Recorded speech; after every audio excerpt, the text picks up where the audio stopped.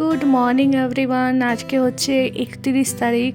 আজকে আমি বার বলবো না, আজকে আমি ডেট বলবো। আজকে হচ্ছে ডিসেম্বরের 31 তারিখ, মানে 2023-এর একদম শেষ দিন। তো আজ তো ব্লগ বানতাই হ্যায়।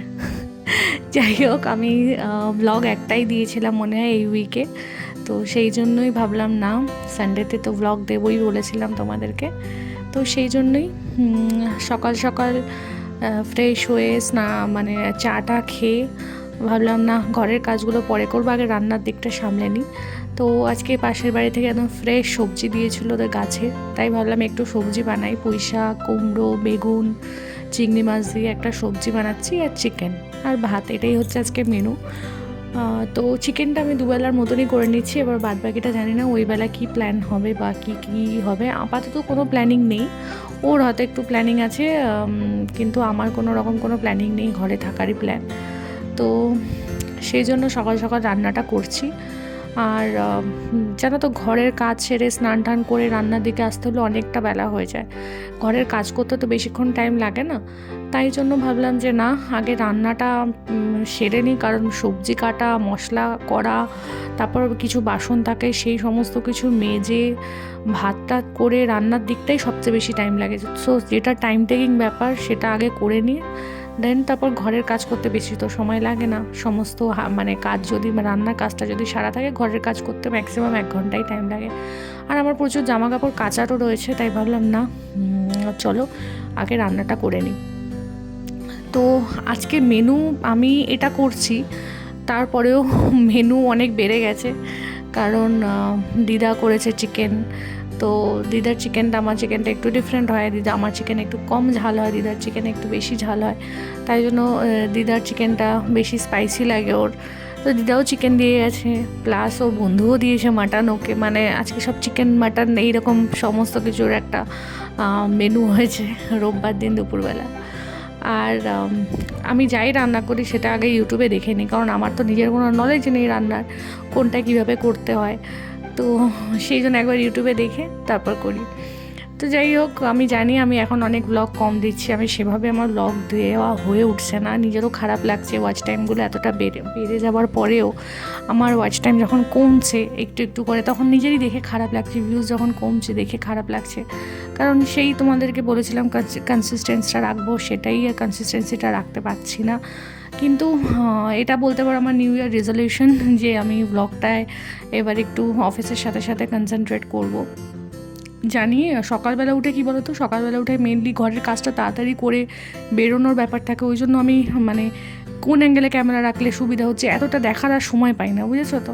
কেন তাড়াতাড়ি ভাবি রান্নার দিকটা করে স্নান টান করে জামা কাপড় কেচে আগে আমি অফিস বেরোই তাড়াতাড়ি, তবুও আমি লেট হয়ে যাই, তবুও কিন্তু কিছু তো করার নেই, তাই না। তো সেই জন্য সেইভাবে আর ব্লগ দেওয়া হয়ে উঠছে না। অফিসে ঢুকে যাওয়ার পর অনেকটা টাইম গ্যাপিং থাকে, সেখানেও ব্লগ করা হচ্ছে না। তো ও আমাকে বলছিল যে কী ব্যাপার, চ্যানেলটা নিয়ে কী করবে ভাবছো। যদিও আমার খুব ছোট চ্যানেল, এমন কিছু সাবস্ক্রাইবার নেই, তবুও সবারই তো একটা চ্যানেল নিয়ে হোপ থাকে না, যেখানে 150 জন, 141 জন, সরি 150 জন বলছি, 141 জন সাবস্ক্রাইবার তো আর এমনি এমনি হয় না। কারণ না, আমি মানে কাউকে আমি আমার চ্যানেলে তুমি দেখেছো, তোমরা দেখেছো, আমি ভিডিওতে কখনো সাবস্ক্রাইব বা কিছু এই জিনিসগুলো খুব একটা মেনশন করি না, এখন করি না, প্রথম করতাম, এখন করি না। আমি দেখলাম প্রথমত বলেও খুব একটা কোনো লাভ হচ্ছে না, যার করা সে এমনিতেই করবে আমার ভিডিও দেখে। তো সেই জন্য না, আর আমি এখন বলা ছেড়ে দিয়েছি, যে না, আমি আর কিছু বলবো না, যে করবে ঠিক আছে চলো, আস্তে আস্তেই হবে, আমার চ্যানেলটা একটু গ্রো আস্তে আস্তেই করবে, তো হোক, আস্তে আস্তে গ্রো করুক, একটু ধৈর্য রাখা ভালো। তো ইতিমধ্যে আমার পুঁই শাকটা রান্না করা হয়ে গেছে, আর একটা দিকে এবার ভাত বসিয়ে দেবো, ভাত আর চিকেনটা একবারে করে নেবো, কারণ নয়তো অনেকটা লেট হয়ে যাবে। প্রায় এটা নামিয়েছি প্রায় তখন 1টা বাজে, মানে রান্নার করতে করতে একবার ওকে চা করে দিচ্ছি, একবার এই কাজ করছি, একবার ওই কাজ করছি, এই করতে করতে অনেকটাই বেশ লেট হয়ে গেছে। আর ওইদিকে চালটা ধুয়ে রেখে দিয়েছি, এবার ভাতটা বসাবো। তাই চিকেনটা করার আগে চিকেনের আলুটা ভেজে নিচ্ছি। প্রায় 1 কেজির মতো চিকেন একবারেই করে নিচ্ছি, কারণ চিকেনটা যদি করা থাকে না, আমার কাল তো মানডে, কাল আমাদের পুরো নিরামিষ। ভাবো, বছরের প্রথম দিনটা পুরো নিরামিষ আমাদের, কিছু করার নেই আজকেই। তাই জন্য ভগবান বলছে যত চিকেন মাটন খাওয়ার খেয়ে নে। আর বছরের প্রথম দিনটা একদম নিরামিষ, তাও ঠিক আছে, কী আর করা আছে। খুব সুন্দরভাবে বছরটা শেষ হলো, মানে খুব ভালো লাগছে। দেখো বছরের শেষ দিনটা শেষ হলো সানডে দিয়ে, আর বছরের মানে প্রথম দিনটা শুরু হবে একদম মানডে দিয়ে, মানে নতুন করে ফ্রেশ করে শুরু করো সবাই, মানে এইরকম একটা। আমি সেদিন আগের দিন স্যারকে বলছিলাম, আমাদের অফিসের স্যারকে, যে খুব সুন্দর করে বছরটা শেষ হচ্ছে সানডে দিয়ে, সবাই রিল্যাক্স করতে পারবে, এনজয় করতে পারবে। অনেকের থাকে 31st তো অ্যাকচুয়ালি কোথাও কোনো ছুটি থাকে না, কিন্তু এমন একটা দিনে 31 ডিসেম্বর পড়েছে, সবাই এনজয় করতে পারবে। আর 1 জানুয়ারিটা পড়েছে মানডে, অনেকেরই অফিস থাকবে, কিন্তু ন্যাচারালি অনেকে তাড়াতাড়ি ছুটিও হয়ে যায়। তো খুব সুন্দর করে যাই হোক বছরের শেষ আর শুরুটা হচ্ছে, খুব পজিটিভ একটা ভাইবস নিজের মধ্যে কাজ করছে যে পরের বছরটা প্রচুর খাটতে হবে, পরের বছরের পায়ের তলার মাটি শক্ত করতে হবে। মেনলি ফোকাস থাকবে নিজেদের ক্যারিয়ারটাকে সুন্দর করে বিল্ড আপ করার, সেভিংস করার, অনেক কিছু ভেবে সামনের বছরটা স্টার্ট করছি। জানি না কতটা কি করতে পারবো, বছরের শেষে বুঝতে পারবো যে কি ভেবেছিলাম আর কি হয়েছে। তো সমস্ত কিছু সাক্ষী তো ডেফিনেটলি তোমরা থাকবেই, সেটা তো জানা কথা, কারণ আমি তো ব্লগে সব কিছুই দিই, কিছুই তো লোকাই না। আর ভগবানের কাছে একটাই প্রার্থনা আমার, যে আমার হেলথটা যেন আমার সাথে আমাকে আর চিট না করে, হেলথটা যেন ঠিকঠাক থাকে। আমার খাটতে কোনো অসুবিধা নেই, আমার মানে সত্যি কথা বলতে আমি হার্ডওয়ার্ক করতে ভয় পাই না, কিন্তু শরীরটাই যদি সাথ না দেয় কি হার্ডওয়ার্ক করবো বলো। ভগবানের কাছে শুধু এটাই প্রার্থনা, আমাকে সুস্থ রেখো, যাতে আমরা দুজনে মিলে পরিশ্রম করে একটা মানে নিজেদের জায়গা করতে পারি। এর থেকে বেশি আর কিছু চাওয়ার নেই।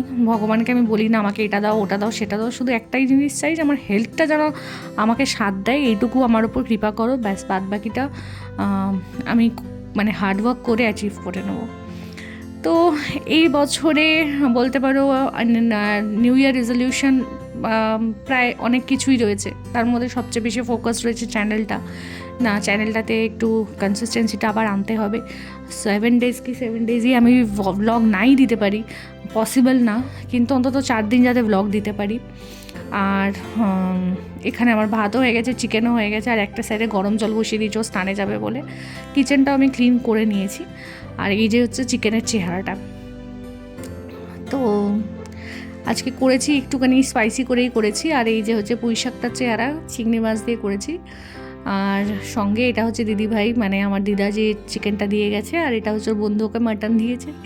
এই হচ্ছে আজকে প্রিপারেশন দুপুরবেলায়। আর আমার স্নান হয়ে গেছে, ও যেহেতু পুজো দিচ্ছে, ওকে বললাম তোমার সেকালে আগে স্নান হয়ে যাচ্ছে, তুমি পুজোটা দিয়ে দাও।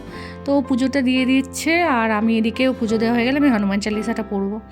তো রেগুলারই পড়ছি হনুমান চালিসাটা, আর মিস করছি না, স্কিপ করছি না। তো তারপর এই যে এখন লাঞ্চ করতে বসেছি দুজন মিলে।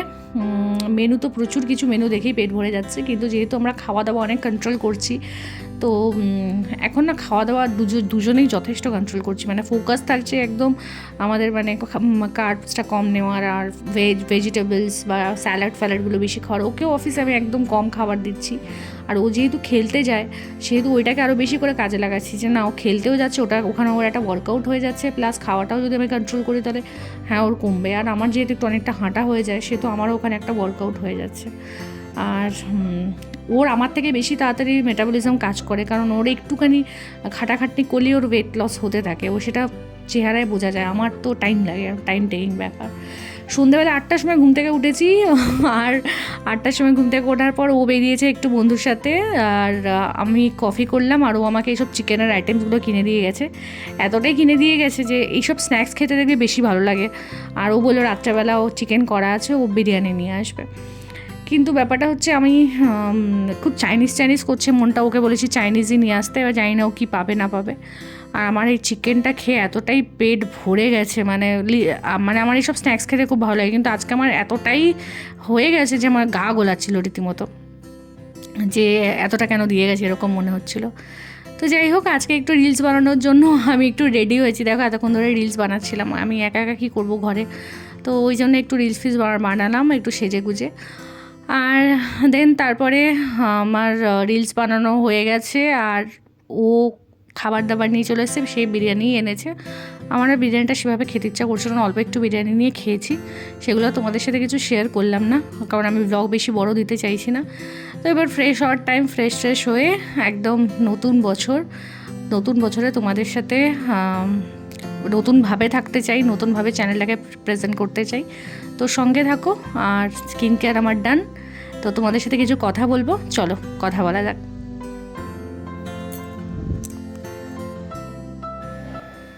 তো এখন বাজে হচ্ছে 12:20, আর ভাবলাম চলো নিউ ইয়ার স্টার্ট হয়ে গেছে, 2024-এর শুরু।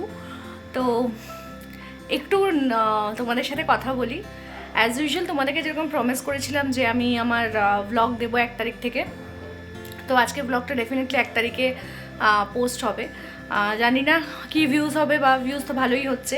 আমি রেগুলারও যদি ব্লগ করি কীরকম ভিউজ হবে জানি না, তবুও আমি চেষ্টা করছি উইকলি ম্যাক্সিমাম ডেজগুলোতে আমি অন্তত 4টে ভিডিও আপলোড করার।